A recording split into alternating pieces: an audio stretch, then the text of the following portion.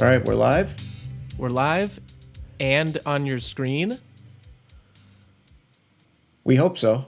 We hope so. I don't know. Are we actually? I mean, we're gonna find out. we're on your screen. I'm Zayd, I'm Tarek. and this is Collecting Stories episode 11, and we're trying to record video along with our podcast to put it up on YouTube, just so you guys can see our beautiful faces. It's a minimal tool set we're working with right now. Yeah, we're trying to do this for free. And it seems like the big tech companies just don't want us to succeed for free. And I think we're paying for the Microsoft Teams, but that's beside the point. oh, well, But we decided the sound is really bad, right? Or you did? yeah, we recorded the audio and video on Microsoft Teams, and the sound was garbage. And since this is a podcast, I feel like we should have at least good sound, right? Okay, but we should get right into it because we're a little tight on time. We're tight on due to time. Our experiments. Indeed. So let me share my screen, and I'm going to kind of talk about this past week. Okay, we got screen sharing. This is excellent. We're off to a great start here. All right. Yeah. First, Yeah, I wanted to thank Tarek. Tarek actually gifted me a couple of cards. Evan came to Appleton, and he actually made the transfer. He grabbed the cards, put it in his backpack. I picked him up with my car. He opened up his backpack and then gave me the cards. So that was pretty awesome. So the cards were the Star Watch Justin Jefferson from Elite, and this is a really cool die cut, Justin Jefferson. I think this is 2022 Panini. The other one is Anthony Edwards Skyview NBA Hoops. Now, this is just a really cool looking card. It looks like stars all around. Anthony Edwards got AD there in the background. AD, Anthony Davis, it looks like. Yep. In the Lakers uniform. It looks like Anthony Edwards is coming out of the card, going to dunk on my head. And that's a really sweet card. I think NBA Hoops is a very underrated set, but that's beside the point.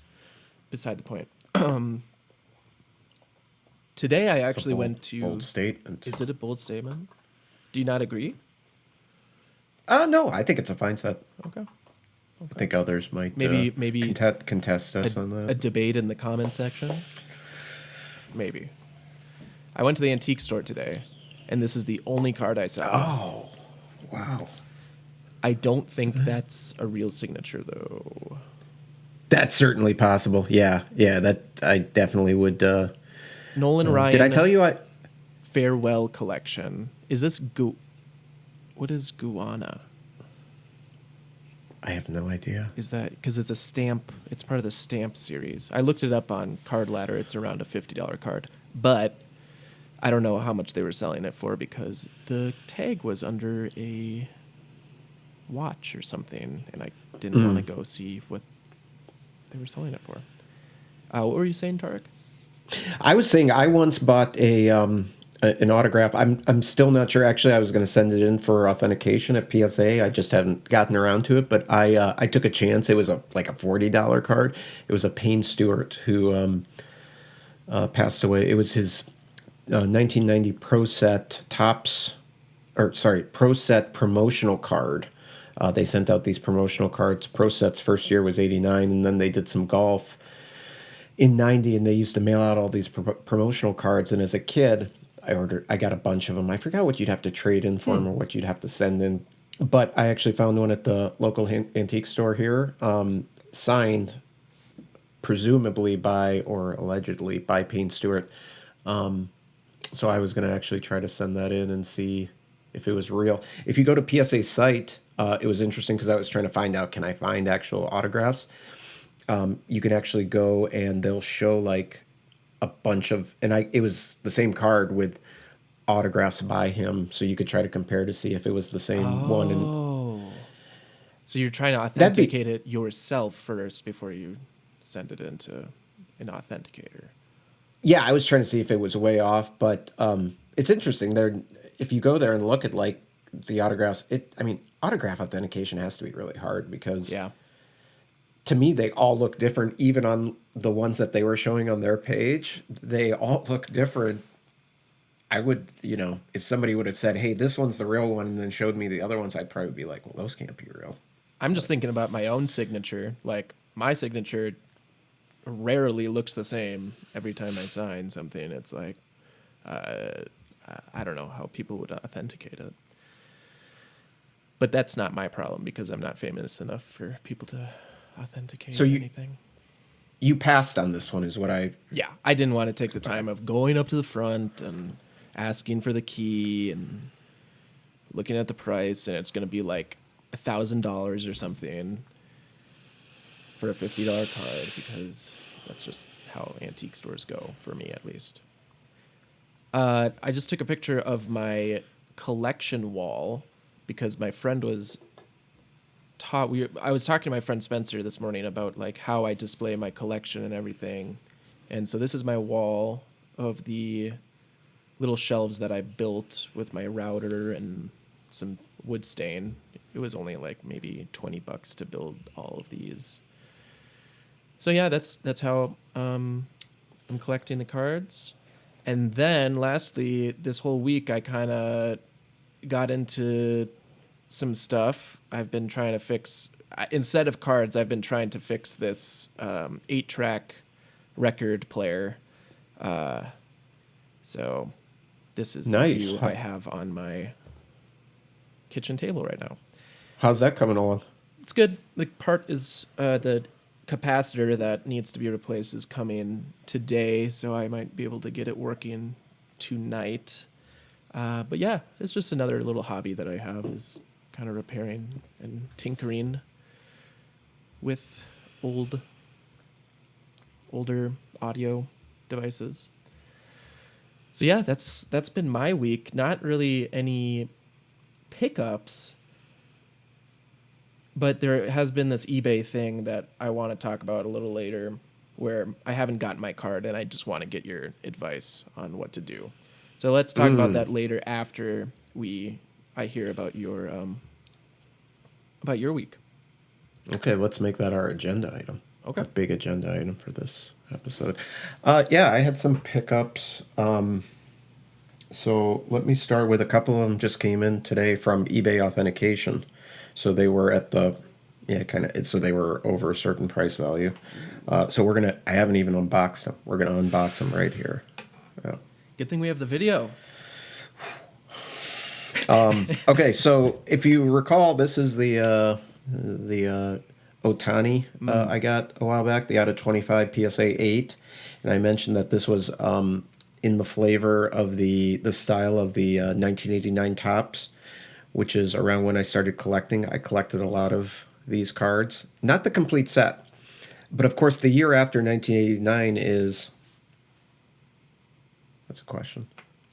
2000. 1990, and I did collect the full 1990 set, and I found this card in out of 50 Shohei Ohtani. Ooh. And I picked that one up off of Buy Sports Cards. No way. You got Believe it it off or of Buy not. Sports Yeah, the first card over $100 I bought on Buy Sports Cards. I wanted to kind of get an idea of, because you can actually, I mean, it was pretty well priced compared to this same card anywhere else I could find it. Well, let's just say eBay, because I think that might be the only other place I saw it. So buyer had good feedback. I ordered it, took a chance, figured what's the worst that can happen. Well, the worst could have been a completely messed up card, because they didn't have a picture of it, which is really weird. No. He did have a picture, because there has to be a picture over a certain amount, I right? think it's over $20. It has to have a picture. Yeah, so there must have been a picture. Yeah, but I don't see that with all the cards, I swear. Maybe I'm mistaken, or they put the policy in later, and so some got kind of grandfathered in. But anyways, this is awesome. 27 out of 50, and it almost makes me think, do I want to trade down from the out of 25 to the out of 50? So that I've got gold, and then I don't know if they have a 91, 92, but this is just a really, I think part of it is it just brings back, quite a few memories from Good memories. my early collecting days. Well, that 8, it doesn't look like an 8. It looks like a 10. From where I'm looking at it right now, I don't know how that got an 8. It must have some sort of surface damage or something. We could go down a big rabbit hole here as to I've been listening to a lot of podcasts, and people are really questioning, is there some grade population control? And I guess, I kind of think, well, so one thing is it makes me hesitant to grade my cards, but it also kind of, I think about it from the positive side of things, which is there's probably a lot of really good cards out there that you could get that are probably gem mint Yeah. at a discount. You could get them at a whatever 9 is. Yeah. 9 Sure. is what, mint? Yeah, 9 is mint. 8 is So near mint. 8 is near mint to mint. Yeah, so you could, I don't know. I'm really starting to But there's also an 8.5. focus on. So I don't know. Yeah, It's they probably start just doing an 8.5. half points. They do half points everywhere except between 9 and 10. I've never I gotten don't really like half points. No, I don't like them either. It's kind of weird. Just decide. Either you are or you aren't. It's so.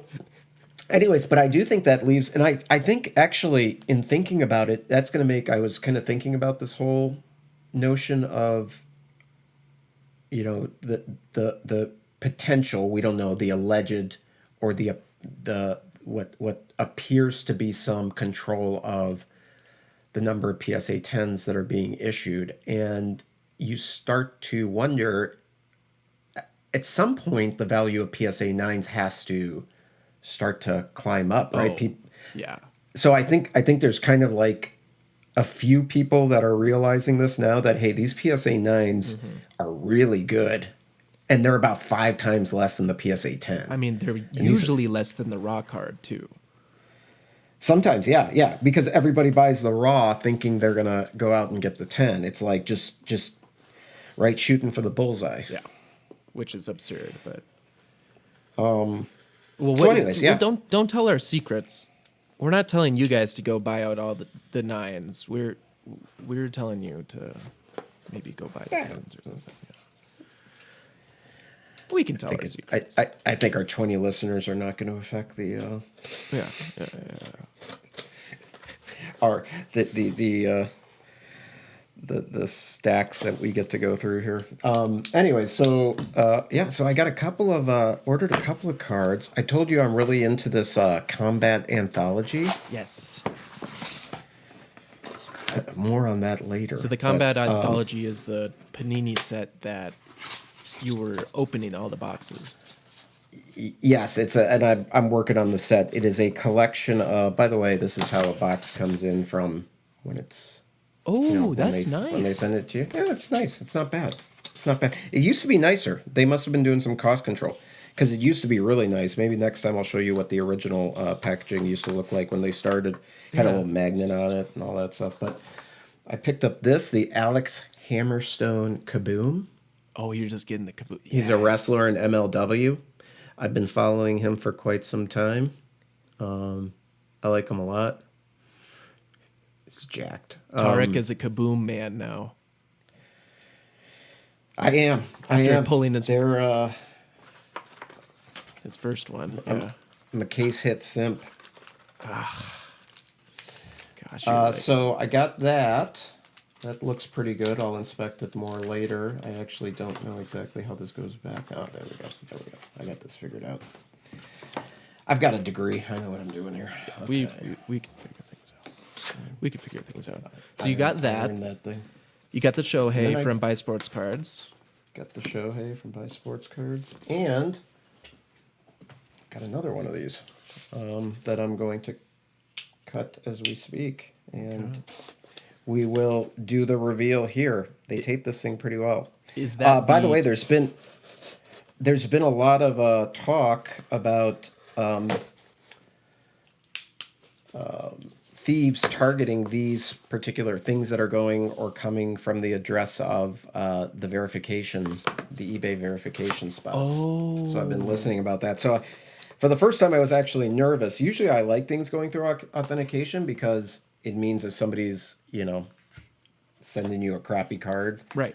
you're going to get, you're going to get somebody else looking at it and they'll catch it. But I got this, the Paige Van Sant MMA fighter. Oh, you got another. Ooh. 2 kabooms.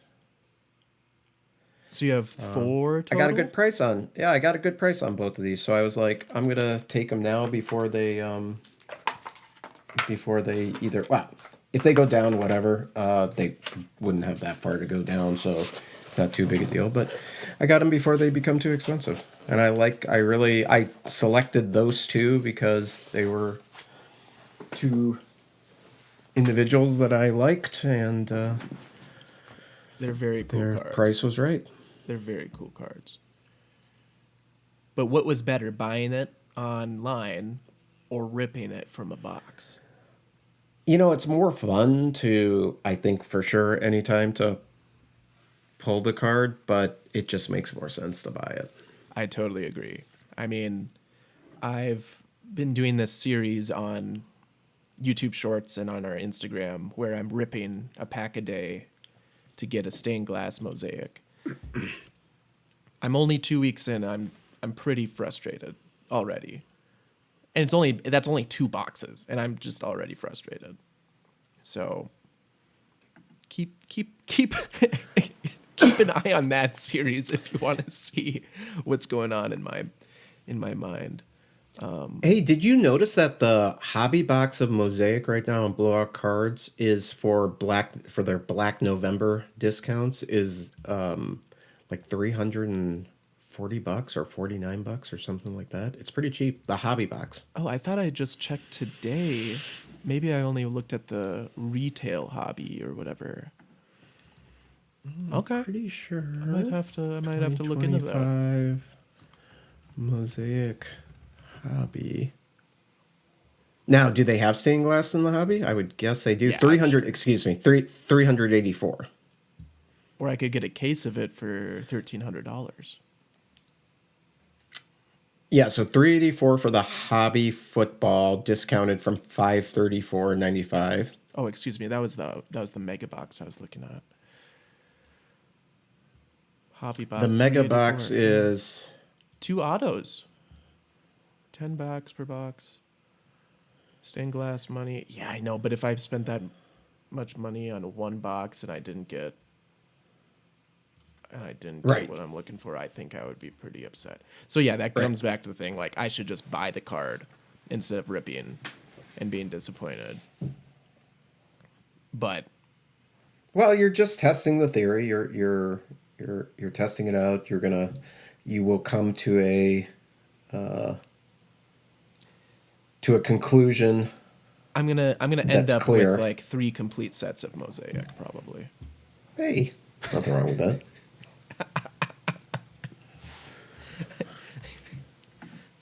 Okay. Okay. You can give me one. You can give Evan one. Yeah, we could each have a set of Mosaic. That's a fair point. But that you actually make a great point there because so I got more combat and thought I still don't have the set. I bought some more to rip because it's got a reasonable price point. I love the content, right? I love the checklist that it has. I find all the cards really interesting. I found myself spending a lot of time because they have a lot of older MMA and boxing and wrestling characters that I'm not as familiar with. So I'll like get some of these cards and then I start just going online and digging down into these individuals. And then, you find out, oh man, this guy really was, 20 years ago, this guy, before I got involved in, for example, before I got interested in MMA, this guy was was really at the top of his sport, Yeah. right? Or her sport. And you start researching, and then you go on YouTube, you start watching some fights, and you're like, wow, this is really cool. So that's the kind of set that I really enjoy, like collecting, where I start to really get into the people on the checklist and like learning more about them and stuff like that. I mean, yeah, what a perfect set because what I the combat anthology it's called, Yep. such a variety of people, and I think sports, right? Boxing, MMA, Yeah. wrestling. So you could dive in forever, and I didn't realize you haven't completed the set yet with how many I think close to a case of boxes. Yeah, I might be. Yeah, there's still probably a few left. I bought from two different. Remember, Right. I bought a half case from one and a half case from the other, trying to increase my kaboom odds. Your odds for two kabooms. Right. Yeah.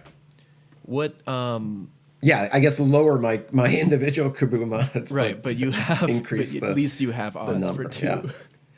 Yeah. When do you start buying singles online? Soon. Soon? Like how many cards left in a I gotta set? go. I still have to index what I have, so I got it all sorted out, but I gotta put it in with the other cards that I had already sorted, and then I will know about where I'm at. I think once you get down to, well, you could do it any time, but certainly 25 cards left. 25 cards. Yeah, that's what I was thinking 20, too. 25. Yeah. I've just But been I'm gonna having actually wait. I'm gonna wait till card shows to see if I can do that rather than just going on and buying them. I'm gonna see if I can pick some of those off in dollar boxes or quarter boxes. Yep, or it would whatever. probably be cheaper because you could combine them and ask for a cheaper price since you're buying so many or something. But that's a good idea. I don't know how many people would have this anthology, but maybe they do. Maybe they do. I don't know how many people are interested in it. They're breaking it a lot on Whatnot Oh, and Fanatics Live. I know that, oh, then but it people might must be just because.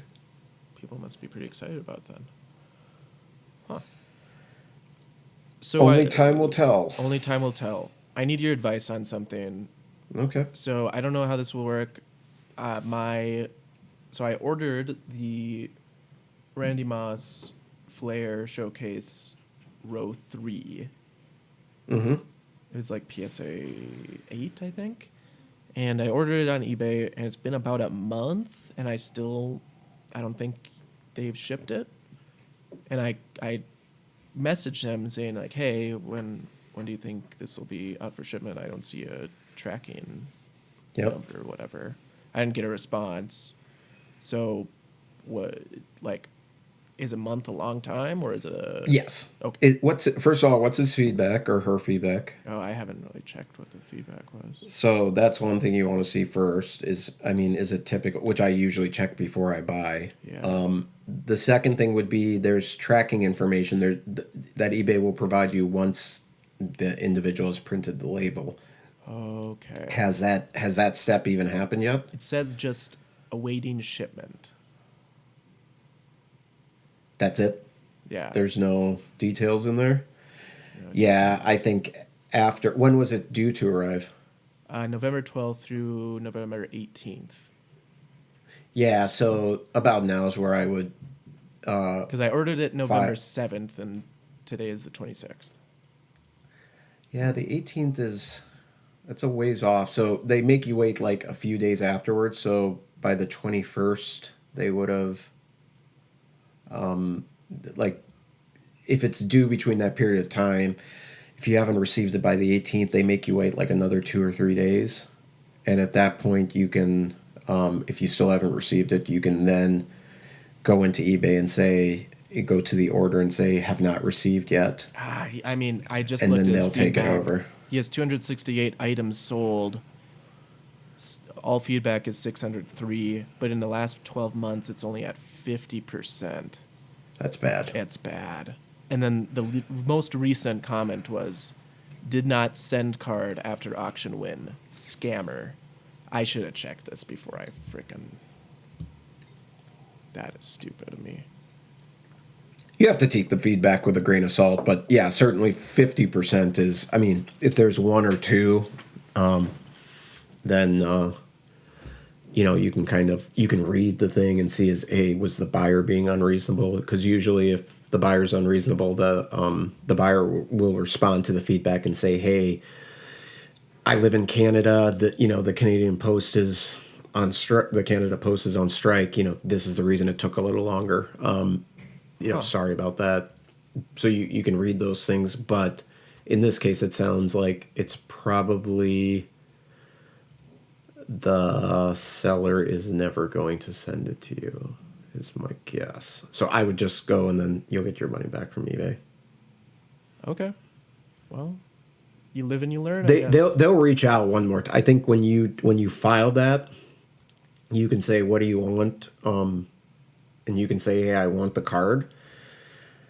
And I've never tried that. By the time I actually file it, I usually have decided I'm not going to get it and just say I want the money back. I can get the card somewhere else. I mean, it's not like it's a bummer because I do want the card. It's like, oh yeah, it's always a bummer. It's always a bummer. I thought I purchased this card, but it hasn't come. This thing took a while. I thought on Buy Sports Cards, I was worried, but I did email because there was no tracking information, and it's because they used kind of the Buy Sports Card version of the eBay standard label, which doesn't always get tracked properly by the USPS. So I knew that. But I did ask him, I said, hey, man, did you ship this out? And he said, yeah, I don't know why there's no tracking information. That's weird. He said, but I shipped it out. I actually took it to the post office and mailed it. I said, all right, I said, thanks for getting back to me. I think I'm just going to wait a few more days and see what happens. And sure enough, it arrived like 2 or 3 days later. Hey. So, and I actually, you just gave me a reminder that I've got to send them a message back and say, hey, thanks. Card looks great. Thank you. Nice. Yeah, I haven't had any trouble with Buy Sports Cards. Usually people contact you and message you back pretty fast on that site. I'm really digging it. If I know that I can get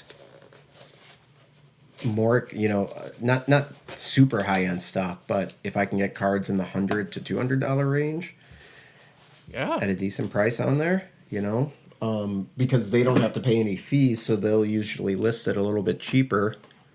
I love it. So last week we kind of touched on the repack odds with Evan, and I kind of wanted to. I kind of dug a little deeper into these different companies. I challenged you to do that. I challenged you. I said, let's... He challenged me, and now I have... Because I like how you think about these things. You tend to think about them in a way that I don't, and that I appreciate. So now I have a spreadsheet that I'm going to share with you. Do you like spreadsheets, Tarek? Are they your favorite? Not particularly, but I'll look at it. No. All right. So I don't dislike them. Let's put it that way. I was comparing Arena Club to GameStop to Courtyard.io. Okay. So something about Arena Club I really like about it is that they show you the exact cards that you can pull from the pack at any time. So if you do pull one of the cards, they'll replace it with something else and they'll update the checklist. But you have a checklist. You have an accurate, up-to-date checklist at all times. Exactly. So they didn't have odds of how much money you can earn back. They just had the card odds. So each one of these cards, you had the odds of 2%. So I think there's 48 of these entries. Or 49. 49 of these entries. So I went through all of these cards and I comped them out. So the first one is Jordan Addison 2023 Panini Phoenix Green out of 25 PSA 10. I comped it at $44. So this is if you were buying a $50 pack and you got this, it would be a $44 card. So I'm sure you recognize a lot of these cards. A lot of them are very popular and like modern cards, and they're all graded with PSA except for a couple of them. And they also have the checklist for the chase cards, which is only 0.25% chance that you'll hit one of these. And that's like Lamar Jackson rated rookie PSA 10 worth $120, or CJ Stroud card is worth $180. And then there's also the Grail cards, which is 0.01% chance of hitting. And that's like Patrick Mahomes, Color Blast, Tom Brady rookie card, which is like $1,500 to $2,500 cards. Yeah, those are the chases. Yep. Well, they're the Grails, and these are the chases, I guess. Oh, okay. Sorry, I meant okay. Yeah, I was using chase and the. Yeah. Okay, so they actually have designations, and I just violated their. He violated by just them. saying. Well, yeah. When I think of chase cards, I mean, in my vernacular, it means the one that I want. Right. That's what I'm going for. Right. Yes. Exactly. They're using it in like the clinical sense, like. They actually have sections. Yeah. So I calculated the odds. I mean, the average of all of these cards, all of these 48 to 49 cards, around $33. So if you're paying for a $50 pack, the average of all the cards is $33. The average of the 2% of the 0.25% cards is $112. And then the Grail cards, it's around $2,000. So with that, adding up all of the cards that are worth more than $50 in the what are they called, lineup cards, and the Grail and the chase cards, you have a 24% chance of getting your money back or a greater value with these packs.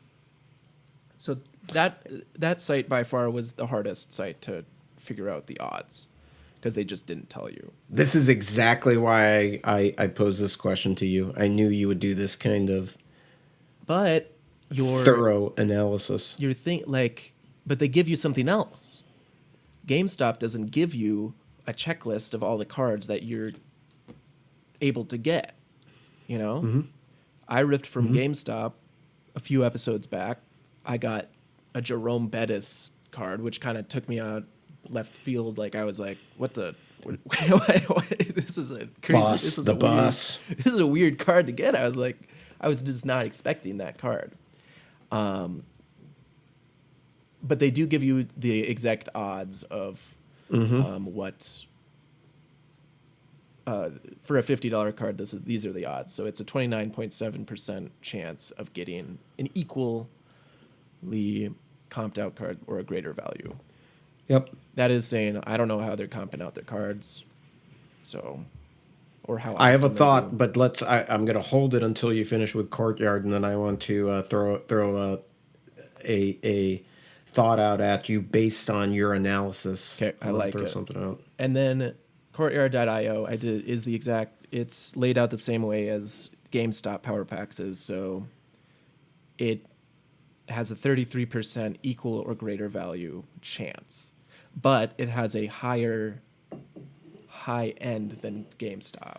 So you can get a card that's worth a lot more than GameStop's higher end card. So it seems like Courtyard has won out in the Slab Pack chances of getting a card that's greater value than what you invested into it. And then Arena Club has the lowest, but it is way more transparent with how they're dealing with all these packs. So that's my analysis. Do you have any comments on I my. do. I have several. Yes, First of all, I want to say please. that this is fantastic. This is excellent. Exactly like I had predicted. I said you're extremely thorough and thoughtful in how you sort of approach these things. So I appreciate that. This is really cool. The second thing I want to say is, well, let's start. First of all, we still haven't answered, and let's not answer this question now. We may postpone this till later on. But the original question, if you recall, was, and we were comparing it to a $700 to $1,000 box, right? At the time, we were kind of picking on the cost, or I guess we were criticizing a little bit the cost of Topps Chrome basketball and the cost of some of these, but that was just kind of one example of the cost of boxes increasing, right? And Yeah. people ripping wax and breaking. The original question was, is it potentially more advantageous to go and buy into repacks if the sole goal is to try to profit, or kind of taking the gambling approach, you want to get something of value out of what you open Sure. that's greater than the value you paid in.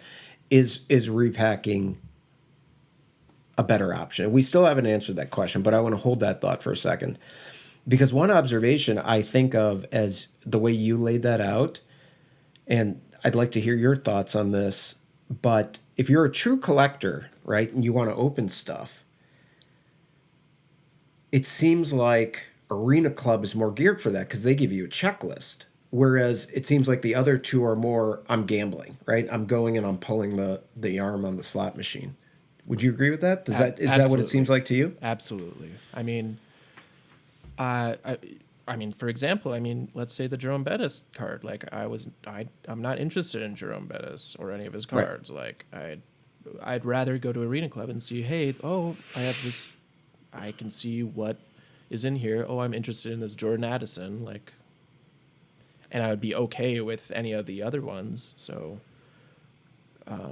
yeah, I think it's more for the collector. Arena Club, it seems like. Yeah. You would look at the checklist first of football and say, man, these all, you know what? I don't love all of these, but you know what? You And would probably go and look at the worst card in there and say, you know what? Even if I got this one, it's fine. Or maybe if I got the fifth worst one, hopefully I don't get the bottom five lowest. But you could create a list of your own and say, this is the order I want these things in. And then you could like say, okay, and here's where this is the worst one I want to get. Then you could find out if you got a win or you got a loss. yep, that You could, checklist is updated all the time too because people are ripping packs. People are on yeah. that site all the time, you know. So that was just a snapshot of like that time because I doubt any of those cards are still in the $50 pack repack thing. So yeah, I mean, every day if you want to check the checklist and see like, hey, maybe the odds are a little better or going towards my favor. Like I want these Vikings players or something that are in this checklist, and I would take the risk on that. And then, but GameStop and Courtyard, it seems like it's just based on the value of the card. Correct. So it's like a slot machine. So let's circle around to the original question I asked, and your answer might be I don't know yet, but do you have? I mean, based off of what you did, and you were obviously thinking a lot about repacks, did you come to any sort of conclusion about whether you think? And let's just make it concrete. Would you rather buy $1,000? Because let's even give you the benefit of the doubt and say you hit you hit it on the Chrome pre-release for Topps Chrome basketball, Yeah. but you can't sell the box. You have to either if you win it, you're going to have to open it. So you could basically say I also paid $1,000 and I'm going to open it, but you got to open that box. Would you rather pay $700 or would you rather buy? How much were the Arena Club packs? I just looked at the $50 ones. Okay, So they go up to that'd like be whatever, $100, $500,000 ones. So yeah. So that would be two, like 14. Is there 2, 4, 2, 4, 6, 8, 10, 12, 14 packs? Yep. So would you rather open 14 Arena Club packs?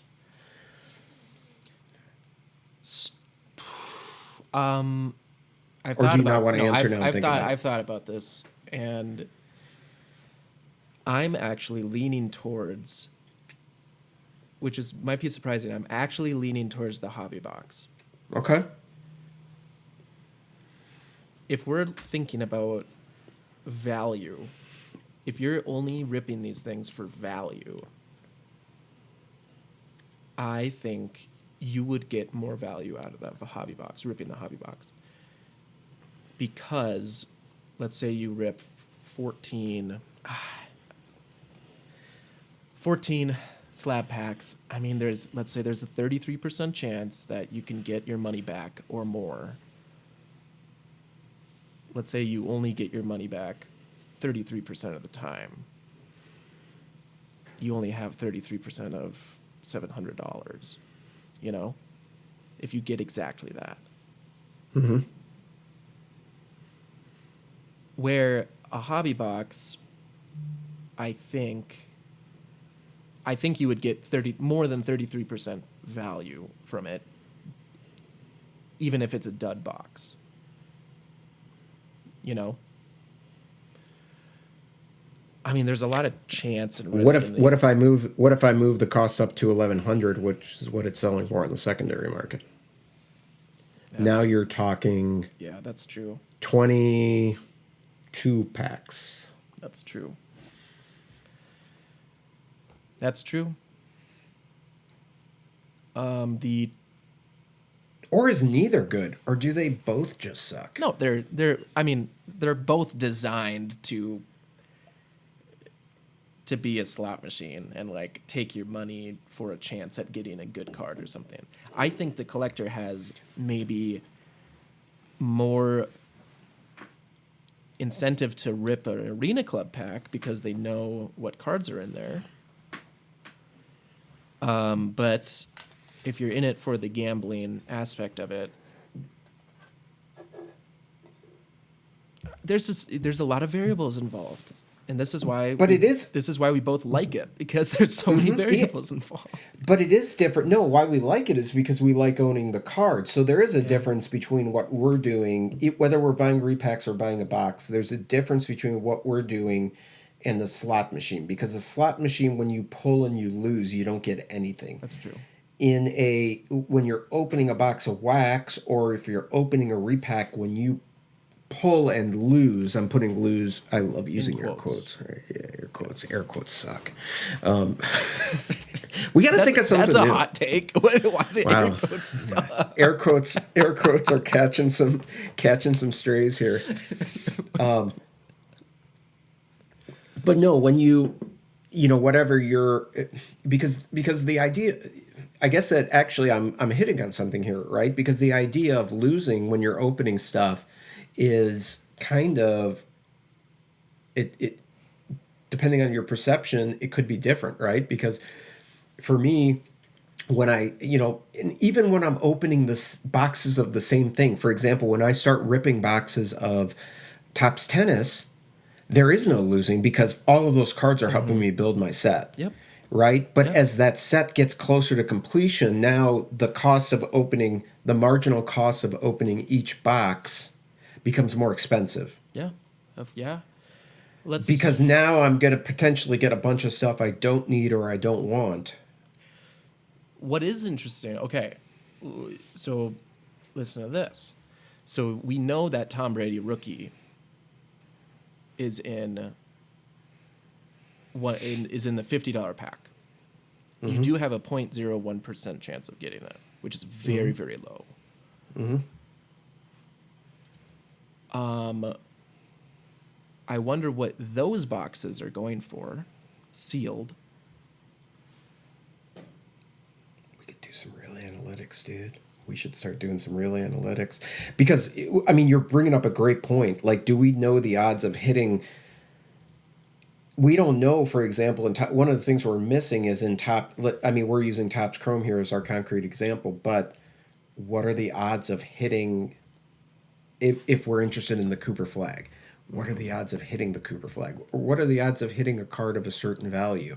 I think there's just we might have to somehow leverage ChatGPT. The old ChatGPT. Okay, here we go. So on eBay, you can get the 2000 Bowman football sealed hobby box for $8,000. Mm-hmm. Now, if we bought $8,000 worth of the 50, You'd have to have a lot of money or some stones to rip that box. that's.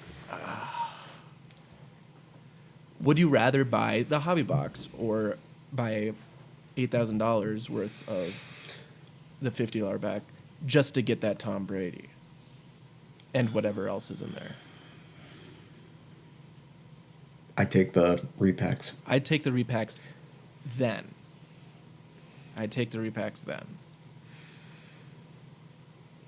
The reason I would, because as a collector, okay, as somebody who really enjoys like kind of collecting the cards, and I have a feeling that all of a sudden, you know, like I'm finding things all the time when I'm collecting, right? Like this, this reminds me, or I have a feeling like as I'm opening repacks, I'm going to pull a card and I'm going to be like, that's a really cool card. Yeah. And then all of a sudden, I'm going to get not only the card out of it, but I'm going to get this idea that I want to go and collect this thing. I want to collect more of either that player or that particular set or that particular insert or whatever.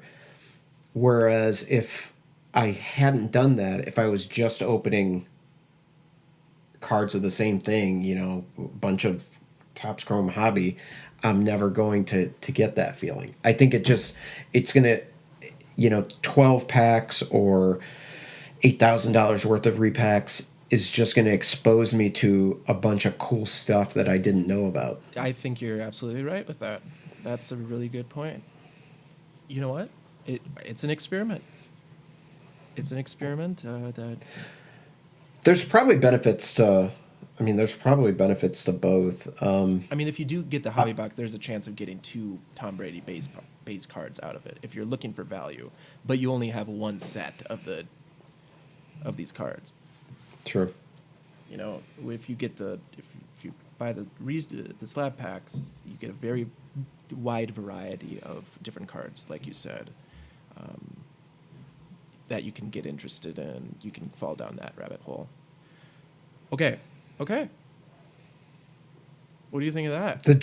I think the jury's still out. I think we're still evaluating. We're going to do some more. Now that I've seen what you've done, I may actually try to do some analysis on the box side of things, which will be interesting. I have to figure out what is the criteria. Okay. You know, is it, yeah, I just got to think about, or how do you determine the odds of whatever it is you're looking for, or are you looking for anything? Because I don't know, because it's such a large checklist and they print so much. I mean, are you going for the one of ones? Are you going for the... Yeah, I think the high end... A lot of people go for one of ones, man. I'm telling you, I can't believe when I watch some of the breaks, like, let's get a one of one. I'm like, I never actually think about getting a one of one. I've never seen that happen. It's never crossed my mind. I've never seen that happen. That is the high end, the ceiling of a hobby box is definitely pretty high. But my aspirations end at like case hit. So like I'll say, oh, I hope I get the Kaboom, or I hope I get the Downtown, or I hope I get the Ultraviolet, out of Topps Baseball. But that's about where it ends. Once it goes over case hit, I'm like, my odds are complete garbage at that point. I just don't think I'm going to pull it. Yeah. case hit's the only thing that's really, stained glass, whatever you're talking about. Right. But do you ever think, have your aspirations ever gone? Have you ever opened the pack with aspirations beyond the case hit? With aspirations of, wow, let's rip the one of one out, or autograph, right? I'm going for the autograph. I'm going for the. I've never No, opened those a always pack thinking I'm going to get the 101. they always hit me by surprise. Like if you get an out of 5 or an out of 10, I'm never chasing those. But if you get Right. one, you're like, whoa, Holy cow! Yeah, that's awesome. yeah, that's awesome. Are you Yeah, saying we those should things are start big. chasing one of ones? No, we can't do that. Maybe eBay one of ones. I will not become. I won't become a. Well, I've said this before, but I will not become a one of one simp, or will I? You became a Kaboom simp. I did. You're, I you're, did. I you're really going- like kabooms. You're going that way. You're going that direction. Okay, I And have. they're pretty cool, man. They are cool. They are really cool. And downtowns are cool. Okay, I don't care that they're. Depends on the people year. say yes. Are they overvalued? Probably, but I don't care. They're cool. I They like are. them. I like how they look. I mean, obviously, people like how they look. I mean, people are talking about, oh, what's the big deal about these things and this and that? Obviously, they look cool. Otherwise, they wouldn't be the premier hit Yep. insert, right? In Yeah. the hobby.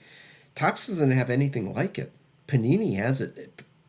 Topps in baseball, they've No. got the home field advantage, the ultraviolet. I mean, I do like the ultraviolet, but that's not a popular case hit. They have their out of 50s. Topps does. Gold their is the gold. big one, and it's out of 50, which is the funny thing. Sometimes the out of 50 is more than the out of 25, just Yep. because it was the original. It's the OG hit. Oh man. I mean, I talked about a lot of stuff here, Zayd. yes, I have something special before we leave. So, You're opening a pack or me?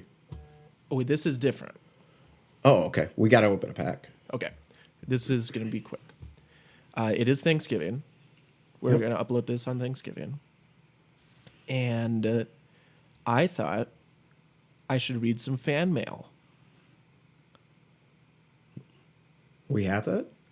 Dear Tarek and Zayd, I just had to write in and say how much I love collecting stories. Every episode feels like sitting at a card shop with two guys debating cardboard like it's world politics. It's beautiful. It's chaotic. It's educational in a should I be concerned kind of way.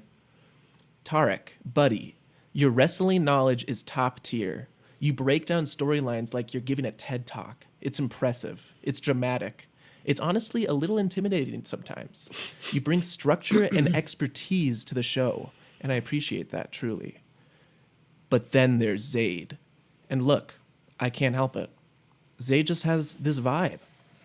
He talks about disc golf and SpongeBob cards with the energy of someone who would help a stranger move, offer them snacks, and somehow pull a rare card during the process. He's got the calm but chaotic charisma of a guy who accidentally starts a side quest everywhere he goes. He's funny without trying, curious about everything, and somehow manages to make even niche collecting sound like a spiritual journey. Listening to him is like listening to a friend you just trust way too much, even though he definitely loses his keys twice a week. If the podcast was a TV show, Tarek would be the reliable expert, and Zayd would be the fan favorite character audiences riot for when he's not in the episode.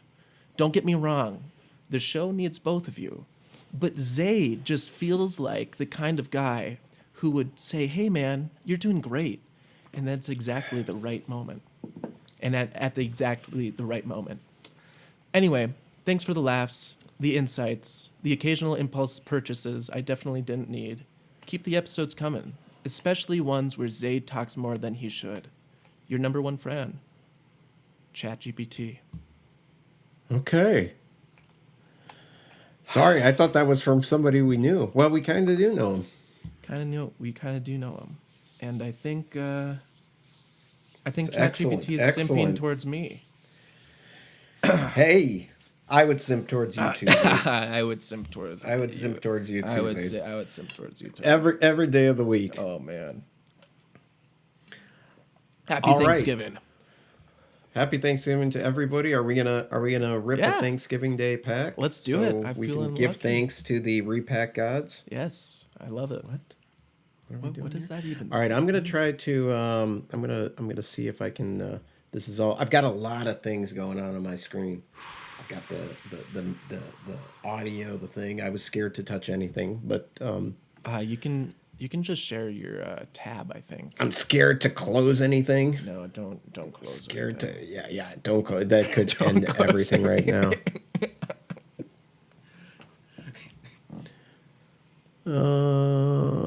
Microsoft Teams would like to record this computer screen and audio. Grant access. Yeah, of course I'll grant access.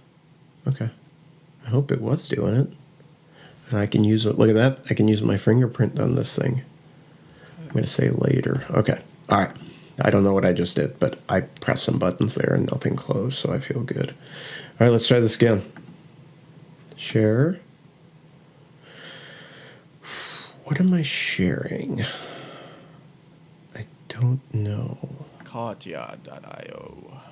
We need your permission to share the screen. Oh, okay. I'm on a Mac here, so it's It's fighting. it's not as easy as on a Windows.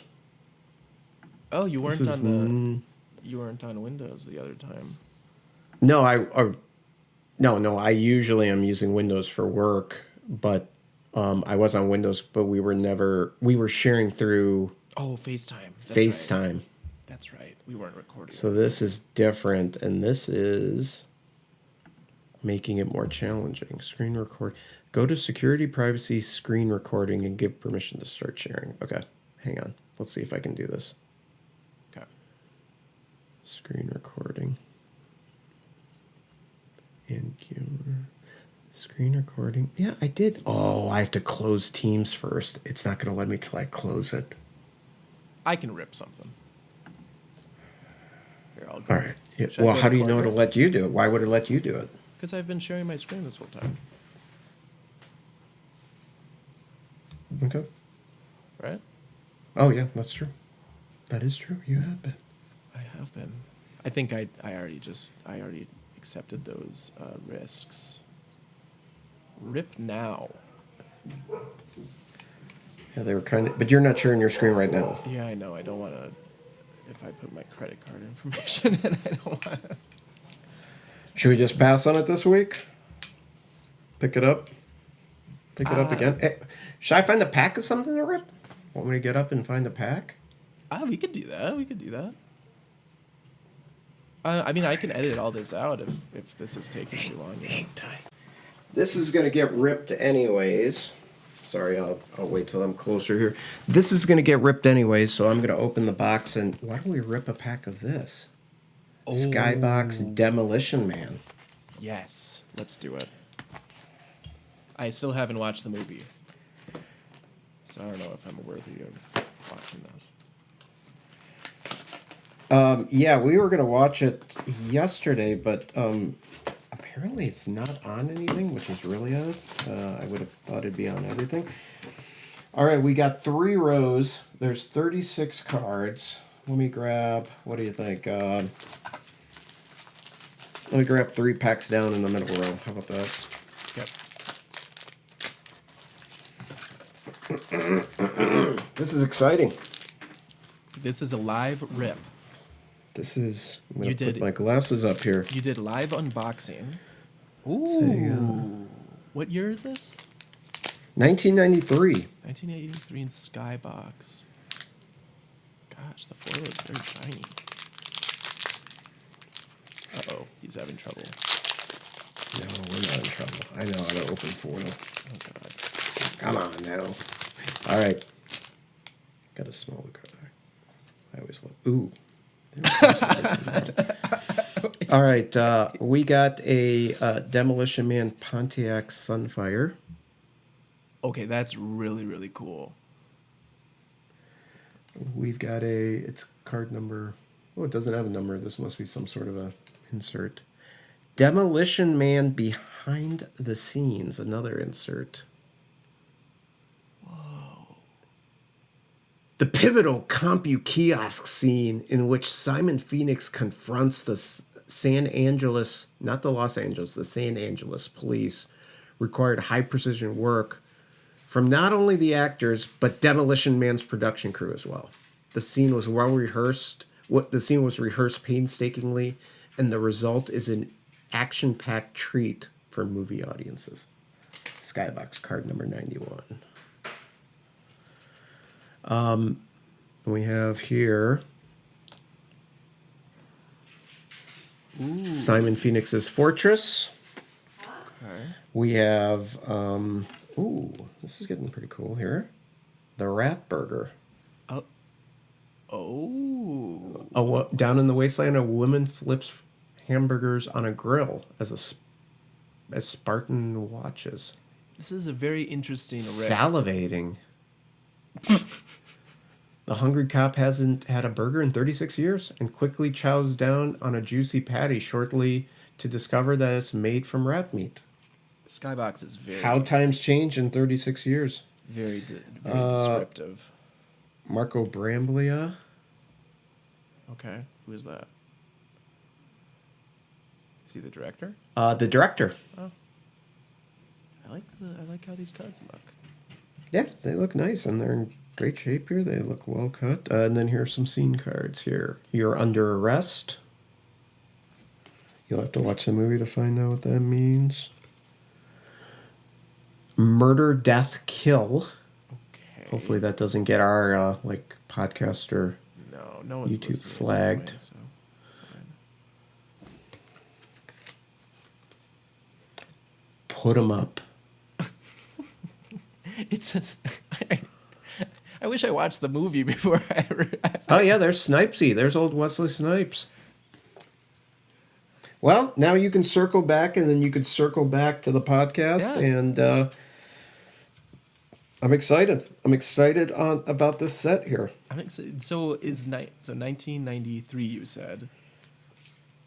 Is that before? Yeah, and they're paper cards. They're kind of glossy though. Is that before they made like refractors and stuff? And no. I believe I don't remember. The first refractors were tops, and I don't remember if it was 93 or 94. Okay. So those wouldn't have any like serial numbered cards or anything. It's just that they do have autographs in here. Really? I know that of the actors. Yeah. Oh, hang on. Exciting. I thought they did. Exciting images taken directly from this year's biggest action adventure film, Demolition Man. Explosive subsets, including behind-the-scenes cards depicting the making of Demolition Man, future car cards, and character cards. 4 randomly packed foil enhanced cards. Foil enhanced. I feel like there was autos in here. I will confirm and bring that information back to the next episode. Okay, that sounds good. But the foil enhanced sounds pretty awesome as well. Yeah, so they're probably like these kind of foil cards, I'm guessing. Yeah. Like the Topps foil board. What if you got the rat burger of that? It'd be What if you got a signed sweet, dude. rat burger? That'd be I'd one touch that bad boy. Be on the wall.